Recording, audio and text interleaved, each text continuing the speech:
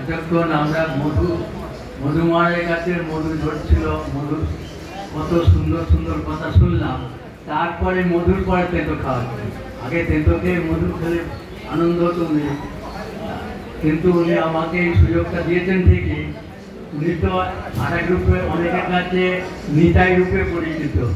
ওনাকে অনেকে নিতাই বলে। খুব সরল মানুষ, খুব সরলভাবে কথা বলেন, আর সব কথাকে খুব হালকাভাবে নেন। ওনার দিকে উনি এই সুযোগটা দিয়েছেন ঠিকই, কিন্তু আমাকে এইরকম আশীর্বাদ করলেন, আমি অপ্রস্তুত ছিলাম। তবু যাই হোক, আমি ঠাকুরের দু একটা কথা বলবো। আর কমলানন্দজি মহারাজের সম্বন্ধে আমার, উনি প্রেমিক মানুষ, এমনি সবসময় হাসি খুশি দূর থেকে দেখতাম। আমার অনেক সিনিয়র ছিলেন। ওনার শরীর যাওয়ার দুদিন আগে হঠাৎ আমি মধুমহারাজের কাছে এসেছি মায়ের পদার্পণ বাগবাজারে অনুষ্ঠান করে। তো সেই সময় দেখি শনিবার দিন বিকালবেলায় ওই 5টার সময় উনি শুয়ে আছেন। মধুমহারাজ আমাকে নিয়ে গেলেন। তারপরে রবিবারটা গেছে, সোমবার সকালে ওনার শরীর গেছে। দেড় দিন ধরতে গেলে 36 ঘন্টা পরে ওনার শরীর গেছে। উনি আমার দিকে একটু ফিরলেন। তখন একটু ওনার পোস্টেটে একটু গন্ডগোল ছিল বলে, একটু সংক্রামক ছিল বলে, একটু খানিক্ষণ কথা বলে তারপরে ওই সাইন্টিস্ট একটু হাতে মিশনের সঙ্গে 30 বছর ছিলেন। তারপর উনি স্বইচ্ছায় বললেন আমি তপস্যা করবেন। মোটে তো ওইরকমভাবে ফ্রিভাবে তপস্যা করতে দেয় না, 1 বছর সময় দেয়। মনটা ঠিক করতে পারেনি, তাই উনি থেকে গেলেন। যাই হোক, সাধু লোক, সাধুর মতন স্বাধীনভাবে থেকেছেন। শরীর যাওয়াটাও খুব হয়, খুব 36 ঘন্টা পরে শরীর গেছে, এবং তার আগেও খুব যে ভুগেছেন তা নয়। যাই হোক, তা ওনার সম্বন্ধে আর কি বলবো। ওনার সঙ্গে মধুমহারাজ তো অনেক কথা বলেছেন। আমি একটু ঠাকুরের কথা যদি একটু বলি, কারণ ঠাকুরকে নিয়ে তো আমাদের সব প্রকাশও করতে পারছি না। ভোরবেলা একা, তখনকার দিনে একটা ব্রহ্মচারী সব সামলাবে।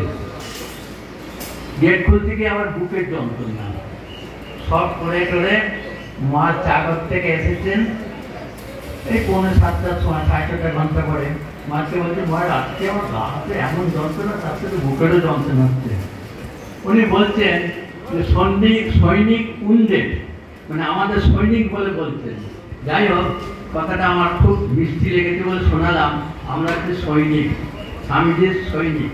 যাই হোক, তা আমাদের কর্তব্য আছে, আমরা সব কিছুকে রক্ষা করবো, সব কিছুকে জাগিয়ে তুলবো, সেই জন্য আমরা সৈনিক। যাই হোক, ঠাকুরের কথা বলি। শ্রীরামকৃষ্ণের একটা মাতৃভাব ছিল, ভগবানের মাতৃভাব। সেও এক অদ্ভুত ব্যাপার, অভিনব ব্যাপার। এটি হৃদয়ের উপচে পড়া অনিশ্চিত স্বগত ভাব। ঠাকুর বলেছেন, এর নিজের ভিতর মা স্বয়ং ভক্ত লয়ে লীলা করছেন। মা লালন করেন, পোষণ করেন, পোষণ করেন। তাই ঠাকুর গিরিশ ঘোষ, নটি বিনোদিনী, রসিক কে ঈশ্বরীয় ভালোবাসা দিয়ে মুক্ত করেছিলেন। কেউ বঞ্চিত হয়নি। বলিতে মানুষের ধ্যান জব নেই, এ কথা কেউ কোনোদিন শুনেছেন?